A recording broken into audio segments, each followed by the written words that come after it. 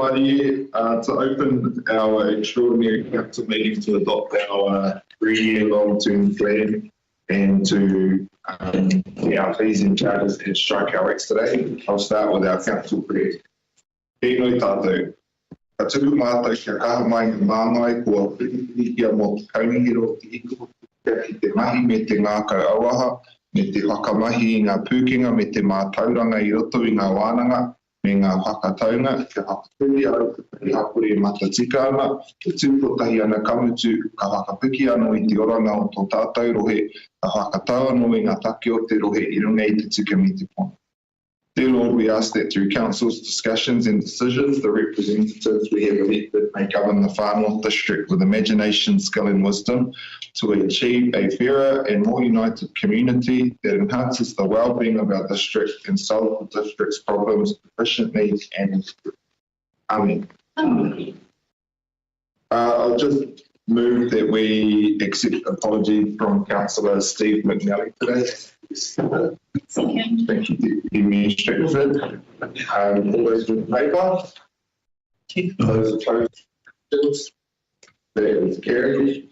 Just quickly by way of mural announcements, this week in Whakatu in Nelson City, they are hosting the secondary Kapahaka Nationals. Northland has 3 groups down there, one from Te Māori o Te Rāwhitiroa and 2 from the whānau, while Te Wharekura o Te Rangiani Waniwa and Te Purakau Māori o Hapia. All 3 of our Northern groups form the first day yesterday. The top 3 groups from yesterday will go through to the finals day this Friday. All of our students performed amazingly down there. Real proud to the North. So I'm looking forward, hoping that one of the groups will make it through the finals day. I think we'll find out on Thursday. But to all of our tauira, all of our young rangatira down there, Ikinui ana ki a koutou. Today in the Maramataka is Ohike, which is the give back day to Papa Tuanuku. And it's an all right moon phase for a quick extraordinary meeting. With that, I'm also just excited to say after our deliberations, we had managed to get our average rates increased down to 5.1% from our 16.5% that we consulted on. Now, if you carefully read through the long-term plan itself, you would have seen that that number has changed again following our council meeting last week with the movement of depreciation funding. So the rate on rate increase is now 4.5%, and that's a figure we can be very proud of. So thank you to all of our staff and to all of the technicals for that. Well done. We'll now move to our first item 5.1 on page 6, which is the confirmation of previous minutes for our extraordinary council meeting out of this, which I will move if I could do this now. Thank you, Deputy Stratford. Any commentary from you for these minutes? Did any other councillors or members pick up anything from me? Councillor Ford. Just querying that point 2 that is equal. I don't think that sends a clear message to the customer that the resolution failed. Minor thing, but it just says equal for the amendment and equal for the it doesn't actually tell anybody where we landed. An equal vote as a failed vote. Can we have that reflected in your minutes? Anything else? On page 10, I think 6.2, the second motion, I think I voted against, but I can't recall. In either case, that will be a failed vote. Can we just check back through the recording? Yeah, so much. I mean, how do we vote? All right, we'll put that to a vote. All in favour say aye. Aye. Any against or abstentions? That is carried. We'll go to item 6.1, the adoption of fees and charges for the 24-25 year. It's on page 19. The recommendation is that we adopt our schedule of fees and delegate the CEO to make any final minor edits to the fees and charges prior to application. Moved by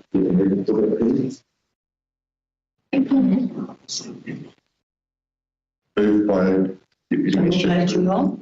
Page 19. Seconded by Councillor Lucic. Deputy Minister Stratford. Councillor Lucic. No comment. I know some of the fees rises appear to be quite large, but there was some sort of reason given for that. Base model. Also just noting that for many of our fees and charges, there is no change. Also just a correction for anybody who is watching this. I think the Northern Age mistakenly published their dog registrations were due by the 1st of July. Dog registrations open on the 1st of July. And is there a calendar month where you have a discounted registration fee? So just that correction there, but noting that we are keeping our dog registration fees same, which is great. Any other commentary? Community Board Chair Radcliffe. What constitutes a final minor edit? It will be anything that could be grammatical. It won't be anything of consequence, but can we just get a start comment around what constitutes minor? Through the chair, it allows for any minor discrepancies to be corrected in the document. We do have two examples that we, since going to publication, that we will share. So I can speak to those now. Yes, please. Yep. So on page 267.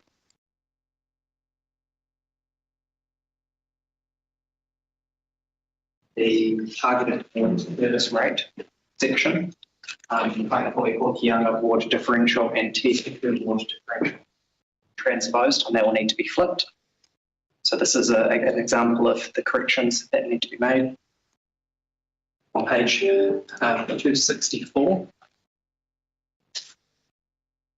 272 and 273, the Bay of Islands, Whangaroa, Moiwa and Papaya have incorrectly included wastewater opening rate of 867 in the calculation, so it needs to be removed.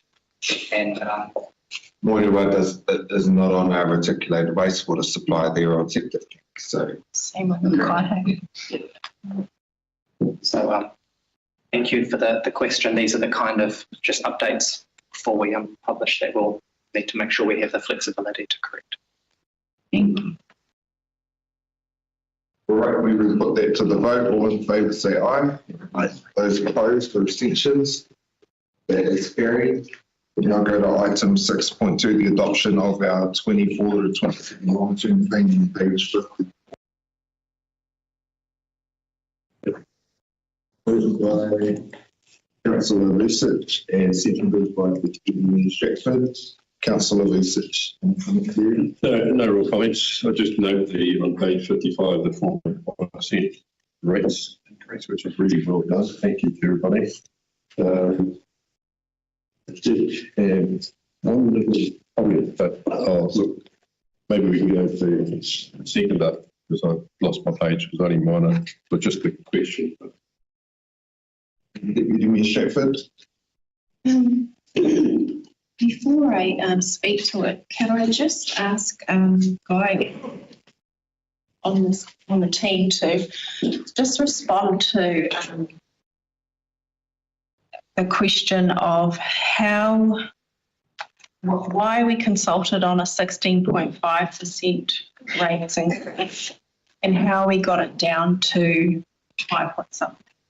4.5. 4.5. Please. Through you, Kaika. I'm happy to address that just from a big picture point of view. We've had this conversation several times now. If you recall, we started this process with a pro forma 22% rate rise in view, and we worked through council to bring that down to around 10%. And then we had the repeal of Three Waters, and we had to reincorporate all of our CapEx and plans for Three Waters. That was quite a major undertaking. That put the pro forma numbers back up to 33%. But bearing in mind, we had a lot of issues with deliverability of that program. So essentially we incorporated the asset management plan from Waitamaki Kitahiku, and that was a big plan, and we felt we couldn't actually deliver that, so we took a lot of projects out. We a lot of discipline around what projects are going in this 3-year plan on the basis of what's in design, what's in consenting, and then so that brought us down to the sort of mid-teens level. At that point, because of the timeline where it's imposed on us, we had to go to consultation. But I think I made it clear to councillors at the time that we would still continue examining everything and looking for further cost cuts as we went along. And that's what we have done. So what we also had going on at the same time, sort of concurrently, was discussions with Far North Holdings about finalising the SOI and the possibility of larger dividends. That's a very clear direction we've been giving Far North Holdings, which is through the SOI that we expect in the future dividends to be focused on, as opposed to retention of income by Far North Holdings, which has been their default setting for many years now. So all of those things transpired to then give us more cost cutting and the benefit of some income from Far North Holdings. We got to where we got to. There were some elements of planning in for our headcount that had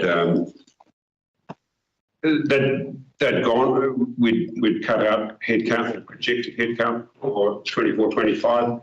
That crept back up for a number of reasons in business planning, and then we re-examined that and reduced it again. That was one of the big elements of the cut from 16.5 down.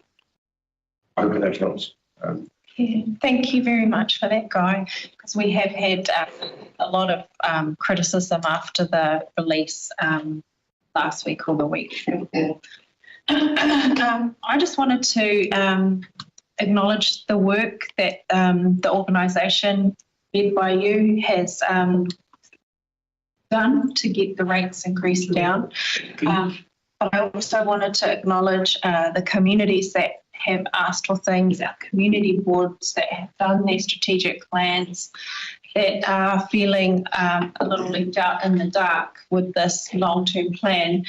But I just wanted to assure communities and everyone that's feeling like we aren't going to be delivering on what they are needing done, their outcomes that they're seeking, that just because you've done a plan and council hasn't put it in their LTP doesn't mean that you can't work with us to apply for other avenues of funding, and hopefully the organisation will be looking for funding opportunities for those, for the strategic planning that has been done. Take Taumata Makuku as an example. They've got a plan that, they wanted to see XYZ done, in particular a playground, and they're not going to get that. But, what other avenues can we seek out to see their dream come to fruition? And before I finish, just, the main point is, as chair of the Northland Civil Defence Emergency Management, just reminding everyone around the table, but also that are watching online, I think we were one of 8 councils that had to do had the opportunity to do a bespoke LTP in response to severe weather and Cyclone Gabriel.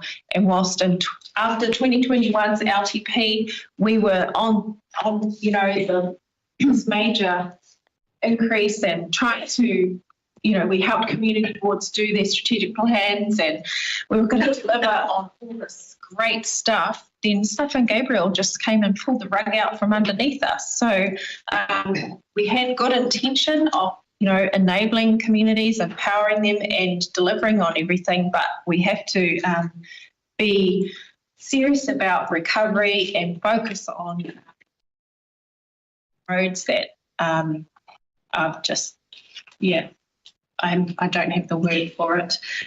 So yeah, I support the adoption. Thank you. Thank you for that, Deputy Administrator. Just some commentary from myself, in light of that too. 4.5%, the majority of people that I've heard from, told me loud and clear, told us loud and clear that affordability is a huge issue right now.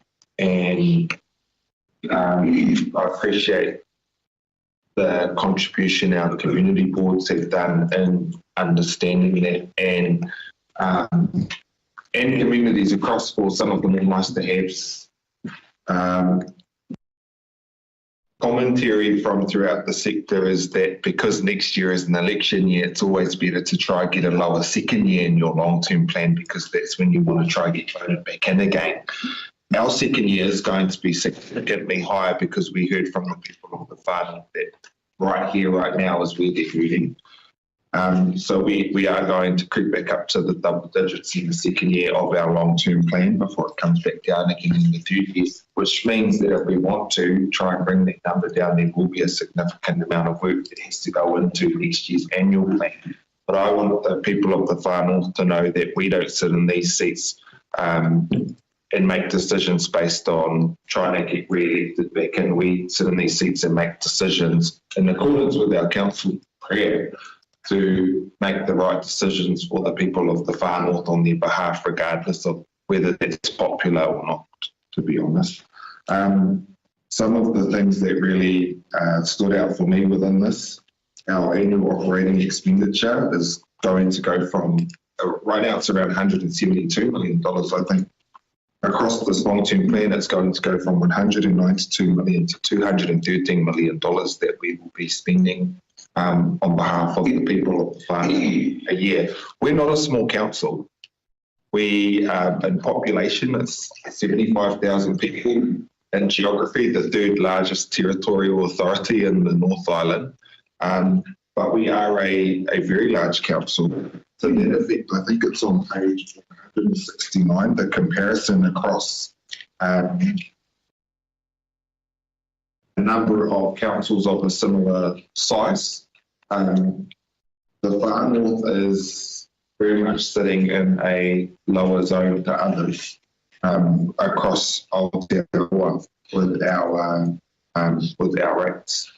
Coming alongside that, though, is the fact that compared to some of these cities that are in this, we actually don't give the people of the Far North the same service as other cities. So you don't get rubbish or recycling. When you get asked that, or when the people of the Far North wonder why, if we were to, then you can expect our rates to go up. Our rates will be going up with legislation that's come our way to see changes in how we serve the people of the Far North. But these are some of those reasons why. And it's because the people of the Far North asked us to keep our rates lower because of the affordability issues that we're feeling right now. I also wanted to just highlight the appreciation I have for the long-term plan document itself and the work that's gone into putting this together. Thank you so much, Charlie and your team, for that work. I also appreciated, I think it's in the infrastructure strategy, seeing the goal of our Te Paeʻo framework that we put across, embedded within the work streams of that group. And I look forward to seeing that further embedding of Te Paeʻo across our organisation. But it was beautiful to actually see it when I read this again last night, because I missed it the first time, but I must have passed over. When I read it again last night, to actually be able to read and see in our organisation is that it's comforting for me, because at this level we create bylaws or make policies, and sometimes you wonder if they can just make them to sit on a shelf somewhere, but to actually see one of our key frameworks that we put over the line as a governance body being reflected in the long-term plan and becoming business as usual was really exciting for me. So thank you for the money that's gone into that as well. And that's enough for me. Open to other members. All right, sorry, we'll pass over to our Chief Executive. For you, Farika.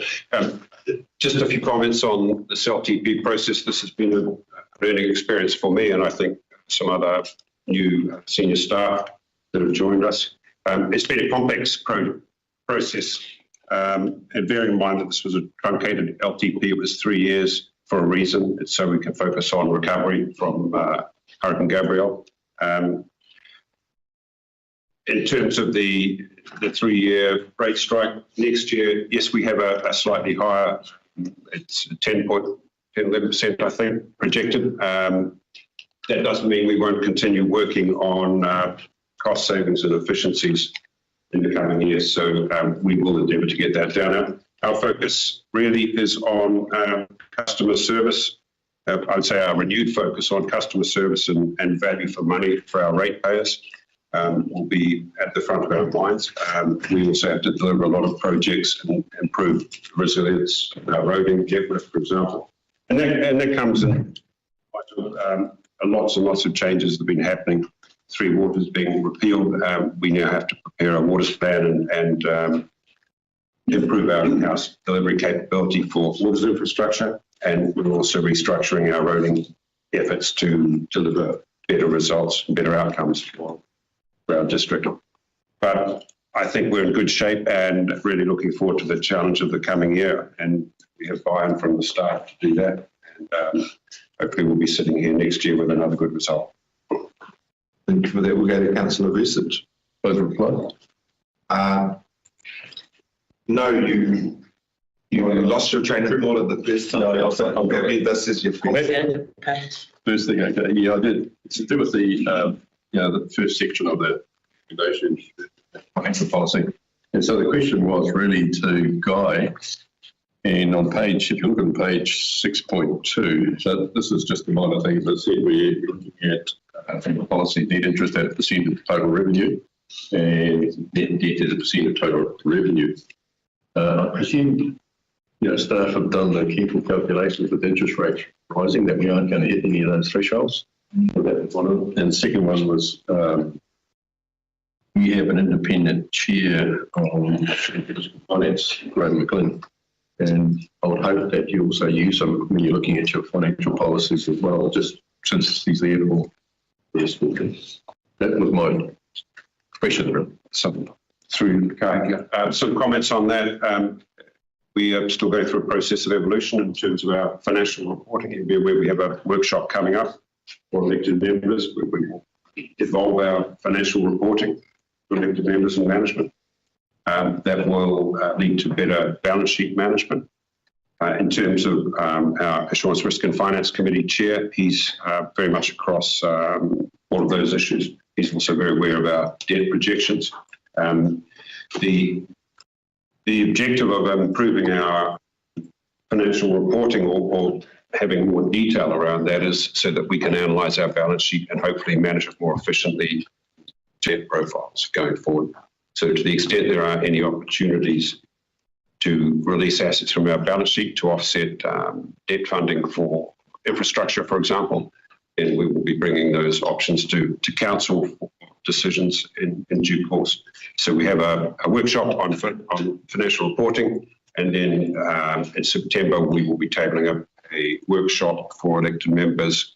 It will be a CE's strategy workshop to discuss all of these matters and to look at the bigger picture as to how we're projecting debt and what are our options for offsetting some of that debt.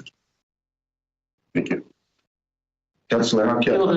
Kia ora tātou, te tāwhiri I te ua ka kōrero o tēnei. So I'm really new to this council game, I suppose.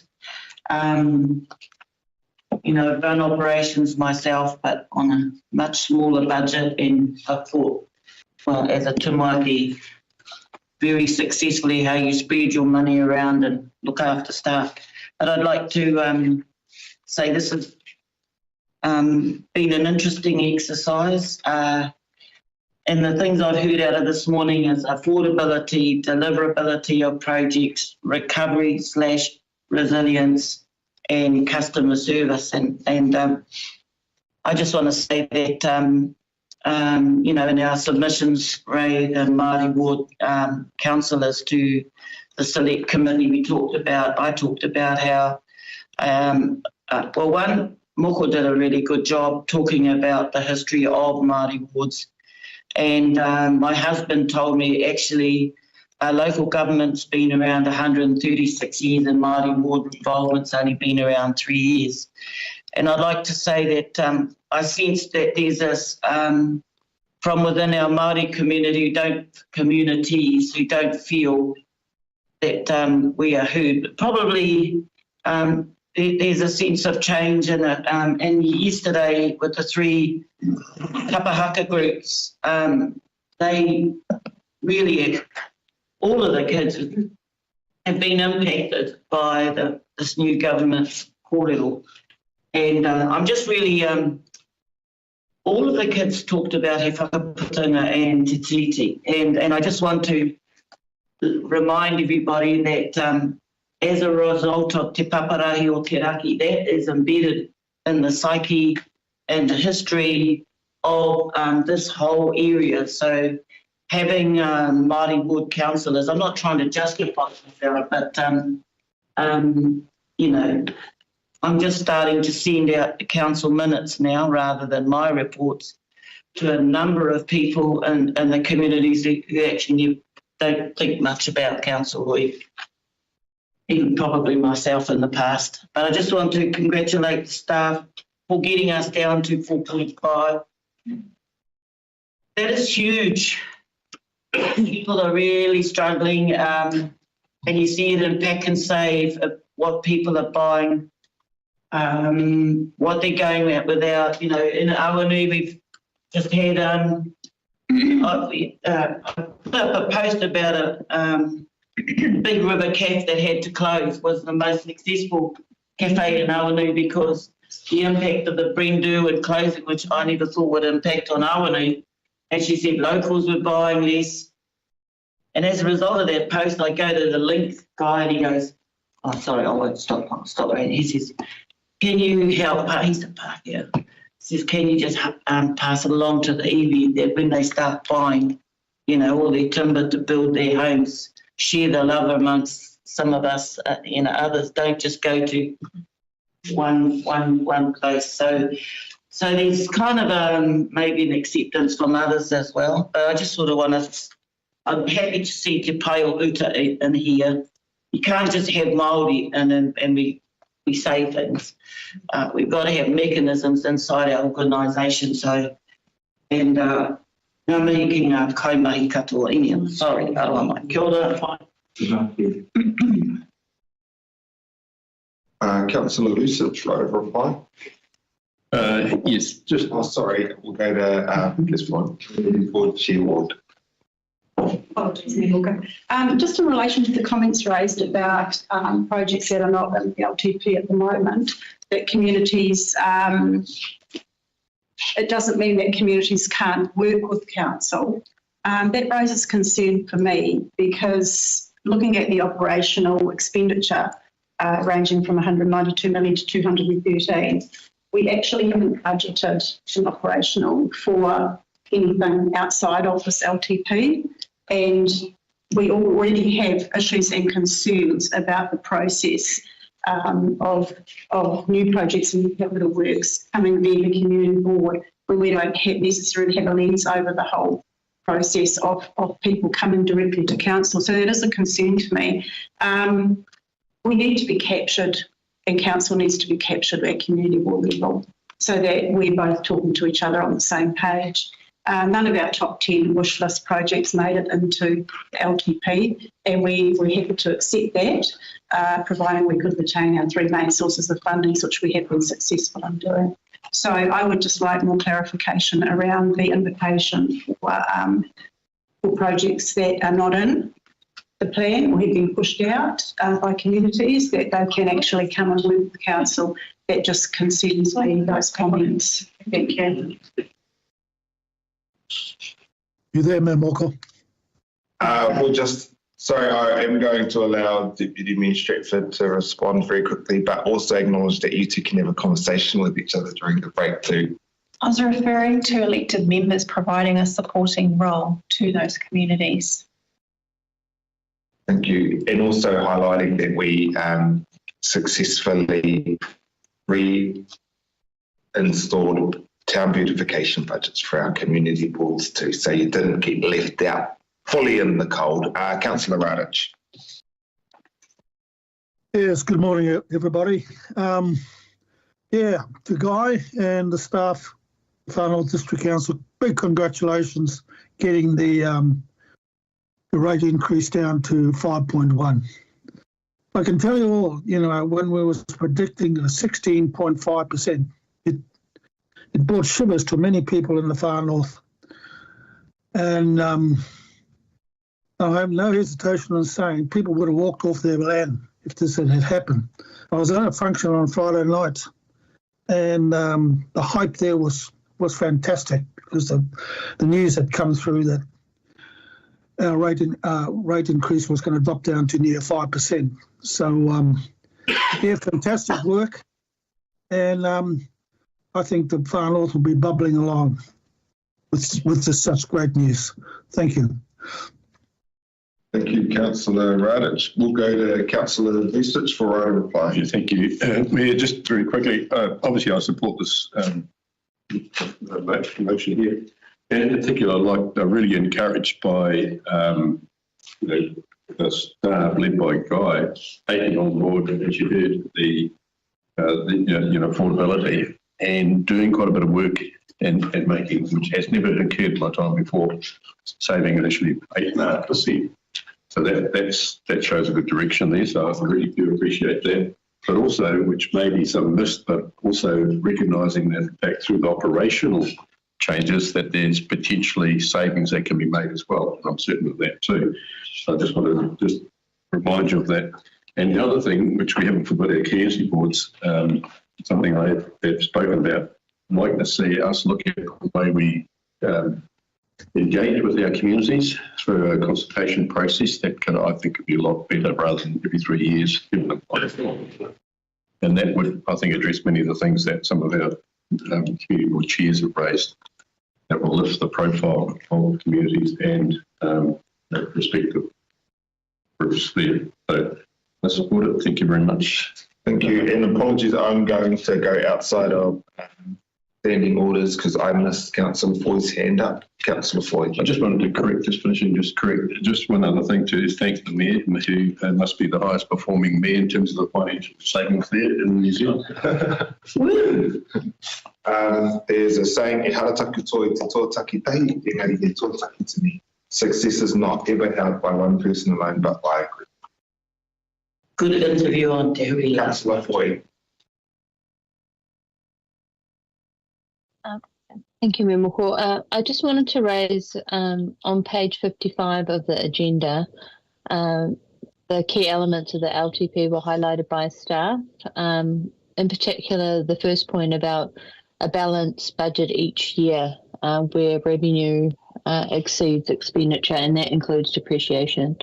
It has really been a breath of fresh air having our new Finance General Manager, Charlie, there, and his collaboration with Angie on this long-term plan in both of their teams.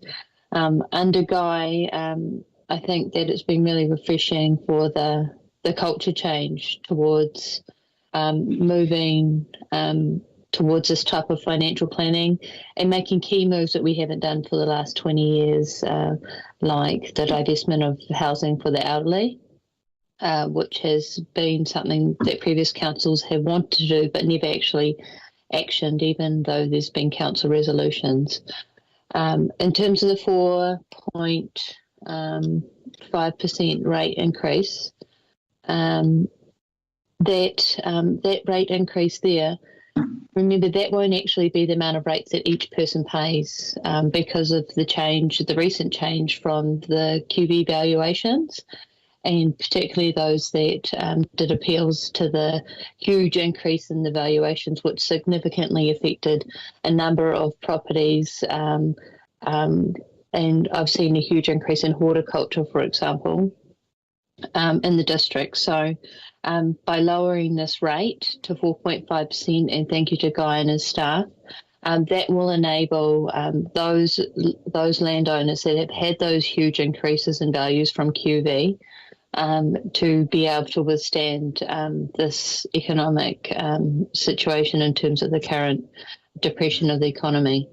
We're currently under capital rates based rating system. Land-based rating system, not a capital-based rating system. That was assessed previously under previous councils and wasn't voted against. But that might come up again, just like we've had for the 3 waters that was voted in this LTP. But just recognising the work of the staff and the net debt forecast there of 22 million to 291 million. Debt will continue to affect our region. And thank you to Guy for looking at the operational expenditure and forecasting that, because we'll be doing the next LTP over the next 10 years with some big key moves for our district. Thank you for your leadership, Moko, and to Guy as well and his SLT. Thank you. We'll put that to the vote. All in favour say aye. Aye. Those opposed or abstentions? That is carried. And we'll just go to item 6.3 on page 309, which is the setting of rates, due dates and penalties for 2024-25 rating year, which I will move if I could get a second.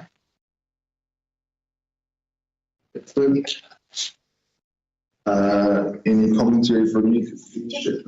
There's one question, and I'm sorry because it was just raised this morning by Charlie and I haven't picked it up on those. Are there any implications on us adopting this with regard to the amendments you need to make to the substantive document around wastewater charges? No. Okay, thanks. Sorry, did you share what's anything? Thank you. Nothing to. Any other members? A reminder too for members, just based off some of the commentary there, our average rates increase is 4.5%, depending on what services you're connected to or the differentials involved or whether you're commercial or residential and things like that. That will affect how you are specifically rated, which is what we're passing right now. From the 1st of July, our rating calculator will be available on our website where you can go and search your property and it will give you what your rates will actually be. And we'll be sending out our first lot of rates demands from after this meeting. After a week later. A week later. Oh, Sorry, I did just remember. sorry, yes, to be demonstrated. Just, if anybody is struggling to pay their rates, any elected members know of people, getting into financial difficulty, try to support them to call the team and get through to the rating team to make an arrangement. Don't leave it to be a big, massive burden. Make a payment arrangement, and also get them to, sometimes there are remission policies that people qualify for. So we do have a whole range of tools that can help if people are getting into financial difficulty. Thank you. Thank you. And in speaking with the communications team, I know that once we adopt this long-term plan, they will have and set out our first rates demands. They'll have extensive communication around some of those policies that we have and arrangements that people can make, because we know that any increase people have. And the rates rebate That is fine. increased Yeah, by $90. Thank you. All right, I'll put that to a vote. All in favour say aye. Those opposed or abstentions, that is carried. And I've been going through just the comments around sheet. Is there anything else? It looks good to me. I will close us off with thank you very much for making yourselves available for our earliest meeting of this triennium and have a little look at them.